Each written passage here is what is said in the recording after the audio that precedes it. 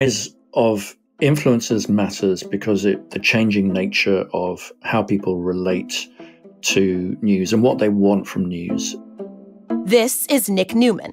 He is a senior researcher at the Reuters Institute for the Study of Journalism and the lead author of the Digital News Report, which is the world's largest ongoing study of news consumption, examining the media landscape in 47 countries each year. Essentially, what we're seeing is younger people just don't have the same connection to traditional news brands. We've been seeing this for some time with print, but increasingly television news is suffering sort of 5 to 10% declines. So it's not good enough just to rely on a brand because it's been there for years. People want to relate to a personality. And it's also important because the techniques that they're using, the formats, the way they tell stories, the intimacy and authenticity really resonates with a new generation. And we have a bit of a challenge right now in how do you engage that younger generation that has grown up in social media and through entertainment formats.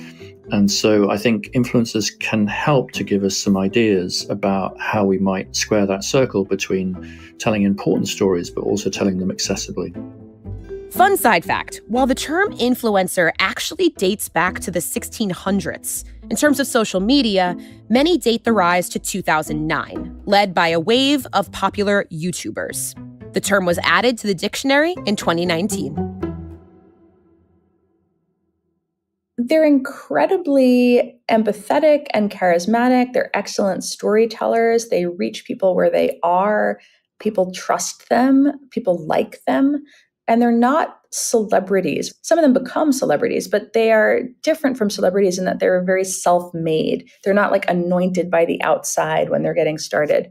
And at a time of very, very low trust in media and institutions, I think audiences or, just ordinary people are looking for that sense of, I can trust this person. This person is going to tell it like it is. This person is just like me, and they understand my thoughts and my concerns, and they're expressing my opinion for me almost, right? The influencer becomes like a voice for that community.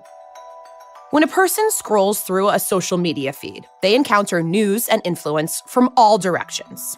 Some influencers are self-described journalists who do the research and explain a topic that is making headlines in a way that is digestible for their followers.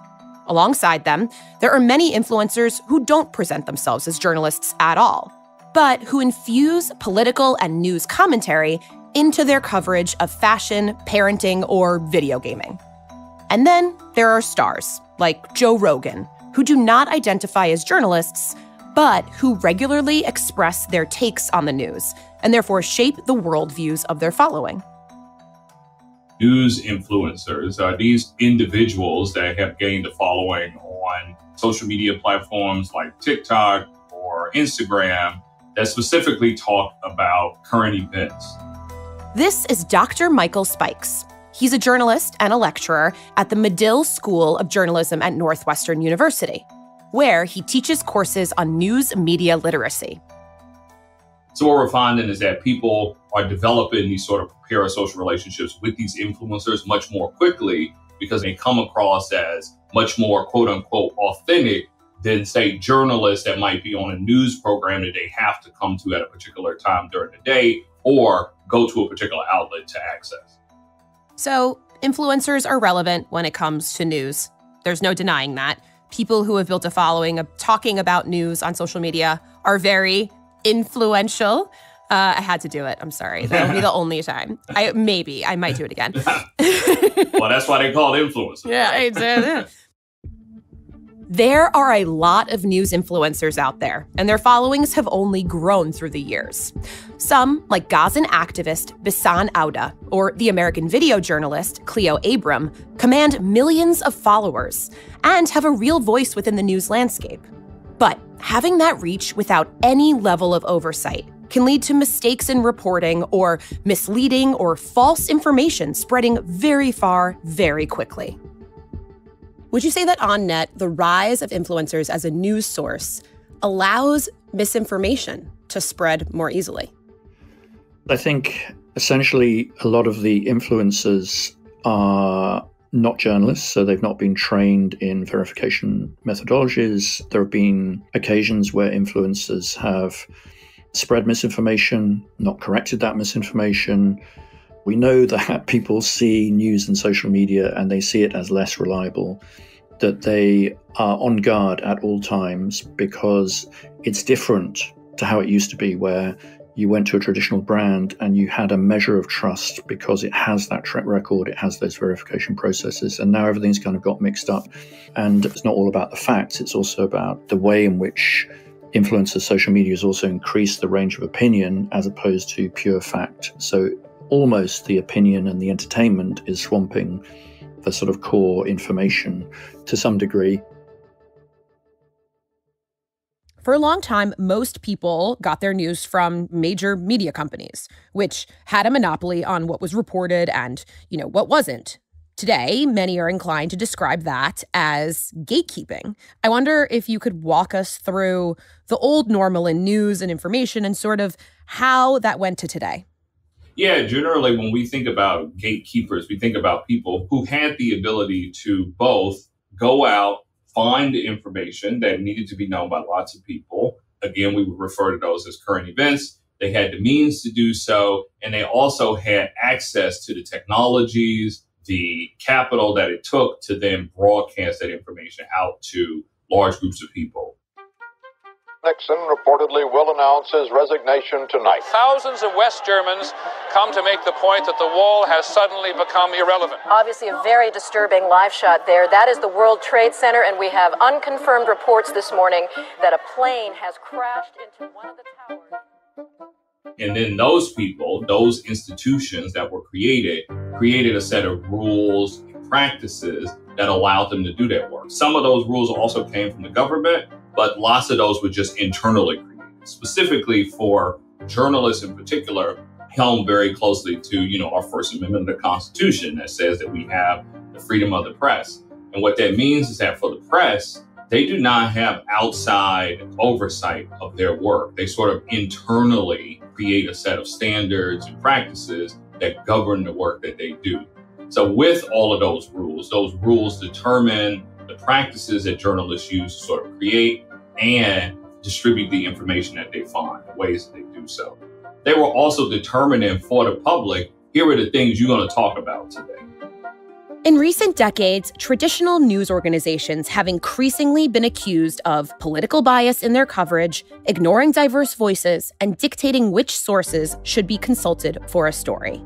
Now, with the rise of social media, not only can people transmit their views freely, but the rate at which they can share, post, tweet, stream is astronomically quicker than information sharing mediums of the past. And many in the influencer world describe this as a leading virtue of the movement. The gates have finally been broken down, or at least cracked open. Now, in this new ecosystem, we talk about this in the form of a greater democratization of media. And what that has really translated to is that more and more people now have access to both the equipment that it takes to capture and also create media content, and then also to distribute that media content on a large scale, i.e. to broadcast it. We have all these people that have a voice. Now, granted, the good part of that is we hear from many more voices that we did not hear from before, because there were many other people who did not have access to capital and equipment and all this kind of stuff. Now that they do, now they can talk to these large audiences. So now the gatekeeper's role is greatly diminished in our sort of media ecosystem, and we get lots more people giving us information that we traditionally would have only gotten from institutions. The only difference now is how do we determine the level of credibility or the level of work that that person has put into that story. I think a lot of those kind of things are not always evident when we have just individuals doing that same kind of work. It used to be that discernment was handled by some sort of editorial curator. And there were editors, even multiple levels of editors that were responsible for deciding, okay, this is newsworthy, it's going to be in the paper. Whereas if I want to write something on my Substack, nobody controls that. I just go and I just say whatever I want to say. And so it's an interesting thing, right? It leads to a different type of content, maybe more entertaining at times, maybe more sensational, but it does mean that the user really has to decide who do they trust and what do they want to see. And there's so much content out in the world now, right? You can choose the kind of commentary you want. You can kind of create your own reality, honestly, by pulling from whatever media or influencers you want to follow. Or again, the algorithm nudges you to be interested in, right? Maybe you want to see this. You do have agency, right? You respond to that nudge, but it does assume that you have the time to go and be discerning. My personal feeling is that it's both great we have that proliferation and people have that choice, and you can find people who are relating the news to you or giving you commentary in a way that is in line with your politics or beliefs or identity. But on the flip side, it does mean that you are going to see a lot more of this, kind of unvarnished stuff that hasn't necessarily gone through any kind of fact-checking process. And so there is this question of, are you getting accurate information or are you just getting the information that you want to hear? A 2023 Morning Consult report found that the number of Gen Zers and millennials who said they trust social media influencers grew from just over 50% in 2019 to 61% in 2023. And if you zoom out to Americans of all ages, a Pew study found that more than 50% say they get at least some of their news from social media. For the past few years, your reports have shown the rise of influencers as sources of news on platforms like TikTok and Twitch. So on a scale from, your uncle posting something on social media to the New York Times posting, where do these influencers land for you in terms of reach and spread of news on social media? For younger people now, they tell us this is their majority experience. So, and in fact, we did some research where we tracked people on their phones a couple of years ago, and people were talking about ways of getting news around subjects like Ukraine, for example, and it wasn't through traditional media. It was through this whole fragmented landscape of everything from, academics to comedians to, it just dropping in their lap because they're in those networks for other reasons as well. You can look at the figures within the social media networks around views, for example, and we did this around Gaza. And you can see that an individual news creator who is a young person gets around sort of 5 million views for every single post around Gaza, whereas a big institution like the BBC might get less than 1 million on average for those posts. On the other hand, we also noticed a lot of those influencers don't do a lot of posts about Gaza. So, they do them very rarely. And that's one of the reasons why their feed gets more traction, because they're doing stuff that feels more popular. It's really the combination of these multiple influencers beating, massive brands that we know and love. If you add them all up, they're having a big impact. But then in other countries, we had very different scenarios. So in the UK, which has a much more regulated media environment, you had more representatives of traditional media, and there were some partisan voices as well, but a lot of them were talking about impartial news. And then in France, we saw a different trend again, where the most mentioned influencers were young people. So there's an influencer called Hugo Decrypt, who's 27, 28. And he had more mentions than Le Monde, Le Figaro, the big providers. So that was a case where under 30s, and we could see them in our data, he was the go-to source for news. And he did that through YouTube and TikTok, again, through video networks. So in the US, it's primarily X and YouTube, which is where really driving the big numbers. But in countries like Brazil, it's much more about Instagram. And in some other countries in the world, so we looked at Africa as well, South Africa and Kenya, you have TikTok becoming really important. Do you have an example of how influencers are presenting the news? One of the interesting trends that we find is they're almost like young explainer journalists. So they're really committed to explaining the news for young people. So by young people, for young people. So there's this brand called TLDR News, which is a UK brand, and it was set up by an individual young person. And it now has about 8 people. The founder of TLDR News is a UK native named Jack Kelly.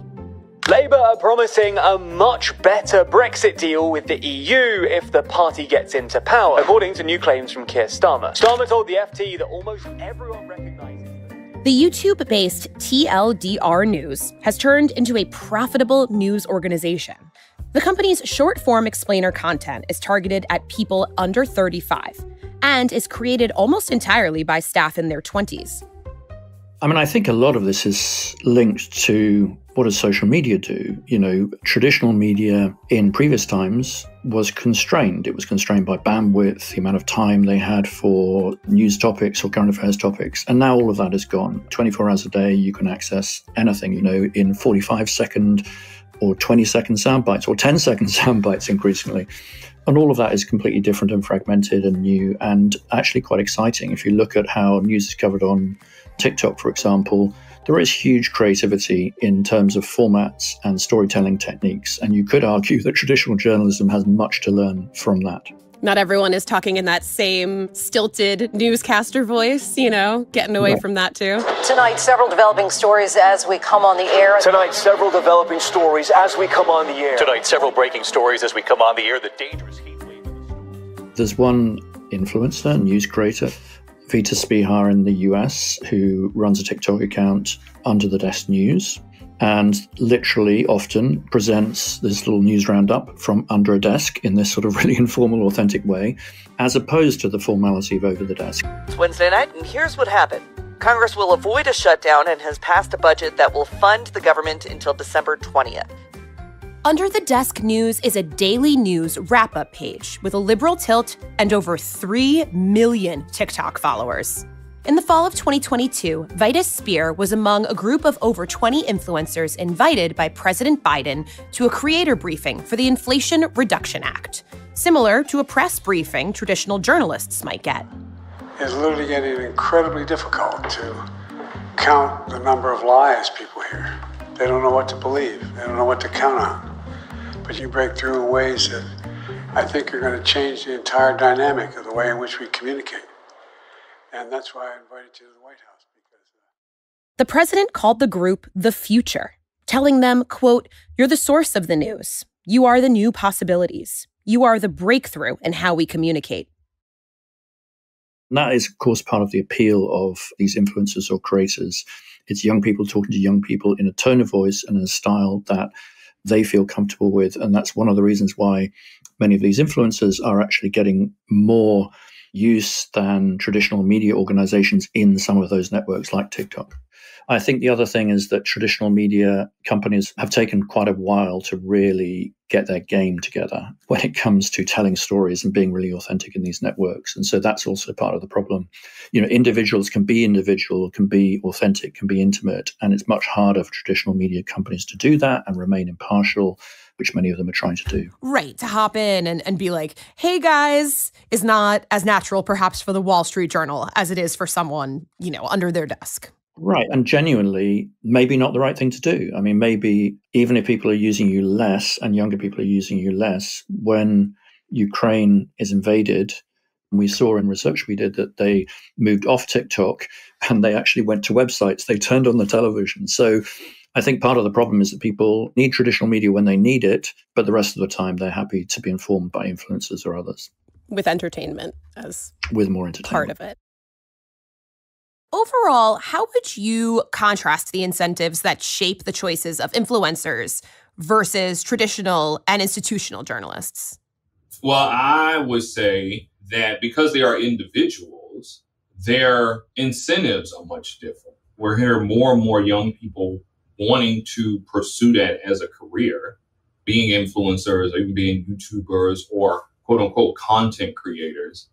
Their incentives are, I need to get followers. I need to get more people to pay attention to me. Like, I need to get more attention. So then, you know, the rewards, the brand sponsorship, being recognized on the For You page of TikTok, all those things come along with that. Journalism is a profession, and there are jobs within that. Editors, writers, on-air broadcasters, etc. And like all jobs, when a business hires you, you get paid a fee or a salary. But with influencers, it's this very different story because platforms reward influencers as they gain traction and followers, and brands may approach them for sponsored posts and advertising opportunities, all leading to more money earned. This can, of course, be a wide range. A micro-influencer with 1,000 followers might make $10 on a post. No big deal. However, according to a 2022 piece in Forbes, top TikTok influencers can earn an average of $100,000 to $250,000 per post, with a lucky few charging as much as $500,000. Compare that to what Indeed.com reports as the average starting salary for a journalist in the United States, around $21,000 per year. You can see why it's tempting to go the influencer route. And this can bring up a lot of questions about the choices influencers are making when they post content. I mean, so far we've talked about influencers shaping the views of their followings, but it seems like you also think the following shapes the content of the influencers? Oh, yeah, absolutely. So there's a phenomenon called audience capture. And audience capture is a term that gets used to refer to social media content creators, usually, whether that's Substack or Twitter or, TikTok, anywhere, it doesn't matter, where because they get paid in part by the size of their following and engaged followers, meaning they want the followers to share their content, they want the algorithm to surface their content. So they're creating content both for humans and for the machines. One of the things that happens is they have this interesting line that they have to straddle, particularly if they're creating content in a hot button space. So let's say that you're creating content, for the American left, right? But your following is increasingly maybe the socialist left, or maybe the more like kind of global left, as opposed to maybe classical liberals that you started with. When those followers criticize your work and say, oh, you're an apologist for this, you're not writing enough about that, you haven't taken into account this group, this niche position, this other thing, they're not going to want to alienate that audience who now has a whole proliferation of different left-wing writers that they can go choose from. So whereas in a newspaper environment, there were different challenges, right? The newspaper had to appeal to the advertisers. So maybe they would be captured by industry. They wouldn't criticize pharma as much as they should have or something like that. It's happening at a much more kind of granular individual level. And that desire to create coverage and content appealing to a particular niche is really what lets them earn a living. And so you see them moving in the trajectory to ensure that they don't lose their audience by putting out something that their audience is going to hate. So we've talked about influencers, followers, but there's a third person in the room too, isn't there? Can we talk a little bit about the role the algorithm plays in sharing and shaping this information and this environment? There is no one algorithm. A lot of times people say the algorithm, and it's shorthand, and it usually references algorithms that recommend or curate content for people in some way. So whenever you join a social media platform, for example, the algorithm, the sort of people you may know algorithm, recommends friends to you. I mean, maybe you know those friends, maybe they're in your phone. Sometimes they're recommending influencers, actually. They're saying, hey, here are some prominent accounts on our platform that get a lot of attention. You might like them. So this creates an interesting incentive, right? The relationship between the algorithm and the influencer. The influencer wants to be recommended. That's how they're going to get more followers, right? And the algorithm wants to recommend influencers because it wants to keep the crowd online on their platform, and it wants them to see interesting things. So that's one example of a way in which these sort of three incentives are interwoven. To reach that coveted viral status, TikTok recommends posting up to 4 times per day, and Instagram recommends posting 3 to 5 times a week. There are also considerations like what time you post, how you tag, and how aesthetic your content is. And what it means to go viral varies by creator. Some say that going viral means getting more than 5 million views on a post within a week. Others say that it means every time someone engages with your content, they share it with at least one other person. Another example would be the algorithm curating content for you. You open up your Twitter or X app, you open up Facebook, and it's going to surface posts for you that it thinks you're interested in. So the algorithm develops some sort of intuitive sense for who you are. And it does that by looking at people who are like you statistically, meaning they behave in ways that you behave. They react to pieces of content in ways that you react. And one of the things that happens is through this process called collaborative filtering, massive amounts of data are analyzed, by machine learning tools that then in turn say, you should show this person this piece of content. From among all the millions of pieces of content available, this is the piece of content you should show. And that's how, again, the influencer is incentivized to try to make content that the algorithm is going to want to recommend. So again, we have that same process, and that's because the influencer profits from that content being seen, particularly on a platform like YouTube, right? They're making money with every view. So it is this process of influencers, algorithms, and crowds coming together that is essentially the sort of triad of modern influence. Where this becomes interesting, however, is that because they enjoy that role as a trusted voice with large following, you do see sometimes influencers getting pulled into these types of manipulative or adversarial behavior. So, for example, very recently, we saw a case where the Department of Justice unsealed an indictment suggesting that Russian state actors tied to Russian propaganda media RT were secretly and surreptitiously paying unwitting influencers to express the positions that RT wanted expressed. This just happened last month. Right-wing social media influencers, a part of Tennessee-based Tenet Media, were allegedly paid by Russia to shape opinions around the upcoming U.S. presidential election. Two employees of RT, the Russian state media propaganda outlet, paid nearly $10 million to have on-air talent create social media videos promoting its agenda. Hey guys, it's Benny. Breaking news. There is a massive terrorist attack happening right now in Moscow, Russia. Of course, these videos get sent to me, of course. I mean, I'm plugged in the news 24/7. And the first thing I said was Ukraine. Only a moron would say otherwise. Ukraine. The so-called coordinated influence operation involved videos that, quote, amplify U.S. domestic divisions in order to weaken U.S. opposition to core Russian interests, such as its ongoing war in Ukraine. And while the Justice Department didn't directly name those involved in the indictment, Tenet Media has many high-profile pro-Trump commentators, including Benny Johnson and Tim Pool, boasting millions of followers. RT has its own reach, of course, but when you see a message coming from RT, from Russian state media, most Americans still would be like, oh, that's a little bit suspicious. That's coming from the Russian state. It has an agenda. But if those exact same words were expressed by, in this particular case, it was right-wing, by right-wing influencers, that message all of a sudden seems much more credible, right? It's not coming to you from a state intelligence agency. It's coming to you from somebody who is just like you, somebody who you trust and somebody who you follow. There is evidence that many foreign governments are engaged in ongoing dis- and misinformation activities across social media. In early October, for example, intelligence officials cited evidence that China, Iran, and Russia were each engaged in campaigns to exploit discourse on social media to further degrade trust in U.S. democracy during the 2024 election cycle. It's a serious enough phenomenon that the FBI and several other agencies have dedicated time and resources to detecting and counteracting these campaigns, often in conjunction with the platforms themselves. How much of a role do you see state actors as having within the current information landscape? There are governments all over the world that are doing this now. Russia, China, Iran, most frequently targeting the U.S., but we see Saudi Arabia and Egypt targeting Iran and Iran targeting them. And we see Venezuela doing things, Jordan using fake accounts to tout its military. There's a whole bunch of different reasons why state actors do this. But you have to think about it as this is a new form of propaganda.